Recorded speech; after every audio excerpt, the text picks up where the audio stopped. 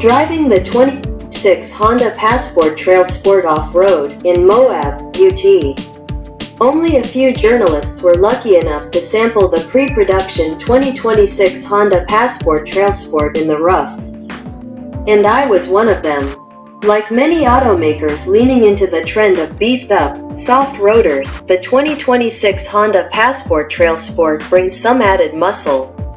Now, while there are plenty of specifics I'm not privy to, think all the key numbers, and I'm holding off on too much speculation, this is, for the most part, a seat-of-the-pants review of this nearly all-new crossover. Honda brought a handful of journalists to Moab, Utah to go on a lead-follow journey through off-road trails. Already quite capable on rough trails, Honda wanted to prove that they built something even more capable. Two-box design, looking nothing like its old self, based on the new PF7 platform. Shared with the new MDX, the interior and exterior of the 2026 Honda Passport TrailSport look all new. It gains 50% better rear torsion rigidity and 72% front lateral rigidity over the previous model. The silhouette looks much boxier, like a Bronco Sport or even a Defender 90. Overhangs are shorter, and the wheel wells hold more tire, which is a good thing. Equipped with 31-inch General Grabber ATs mounted on 18-inch aluminum alloy wheels, it sure looks capable. In addition, new skid plates abound. The one under the nose protects everything from the radiator to part of the transmission. Additional armor plate under the fuel tank too. The most notable part, from my perspective, was the addition of body-length sliders. They can be dealer-installed and consist of extruded aluminum covered by steel. In my off-road sojourn, I hit every skid plate and slider dozens of times, hard. Other than light scuffs, there was no noticeable damage. A bit too low slung for some. Once again, no numbers were made available. But it looks like the 2026 Honda Passport TrailSport has around 8 inches of ground clearance.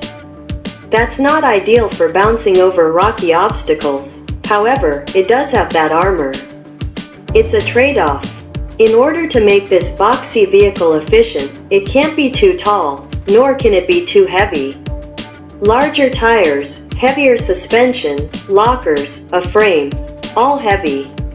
Killing aerodynamics. And adding parasitic drag would make for a less efficient vehicle. Adhering to EPA rules tends to force automakers to compromise. One reason it's so low. In addition, its low slug stance has a lot to do with the consumer using this vehicle as a commuter. It's built for day-to-day driving comfort, efficiency and utility. Yet, it has the feel of something more macho. That's the whole point, packing in a family, their gear and hitting the trail to a rugged campsite.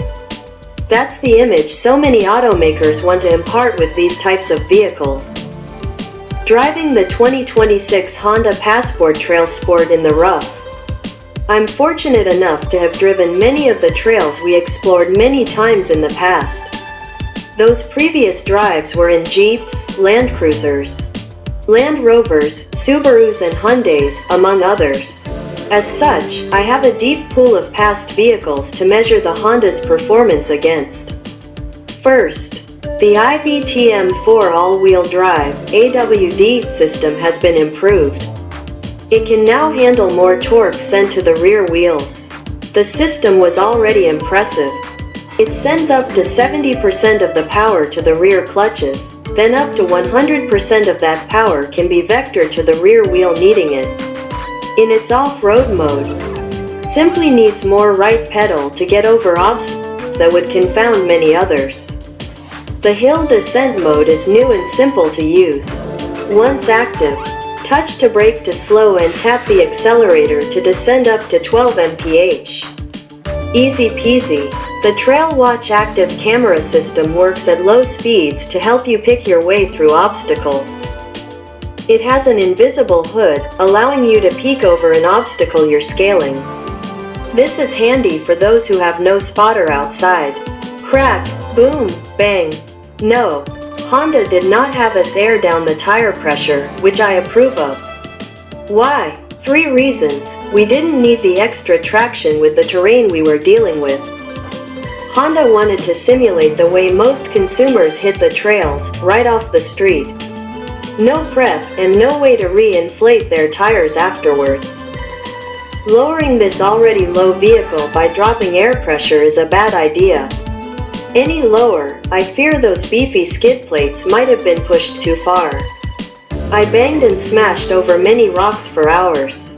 Driving with low pressure in your tires on the street is a terrible idea.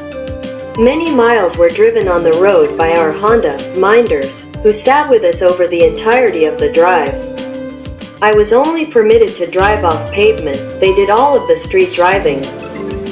Grip from those General Grabber A per Terra second wasn't perfect, but it felt like a good trade-off. I have no complaints about their overall performance. Power? Yes, it has some. Or mechanical information.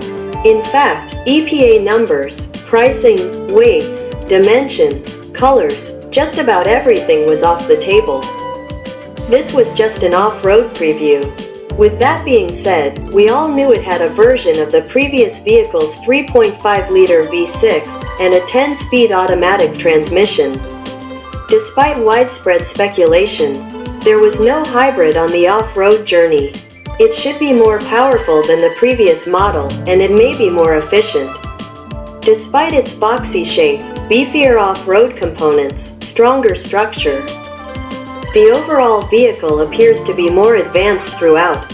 It should have equivariant, if not better numbers. Final thoughts. I'm one of those weirdos who gets a kick out of taking soft road vehicles, no frames, no solid axles, no low range, into the rough. I feel it's a great way to hold the automaker's feet over the fire. In my estimation, if they dare to make a vehicle look like it can hit the trails, let's put them to the test. Nearly every automaker has built a macho-looking soft roader, but few can handle anything more than a trench, or maybe a few ruts and snow. These vehicles allow the owner to use their imagination about their actual capability. There are exceptions, and this 2026 Honda Passport TrailSport straddles both sides. It's packaged as, and presented as a capable light-duty off-road vehicle. Hell, it even has removable mall panels, they hold 11 pounds each, inside. Mucho macho, still, it has limitations. Most of its issues off-road came from its low ground clearance. With that being said, it's remarkably capable, utilitarian and should fit that rugged so many consumers love.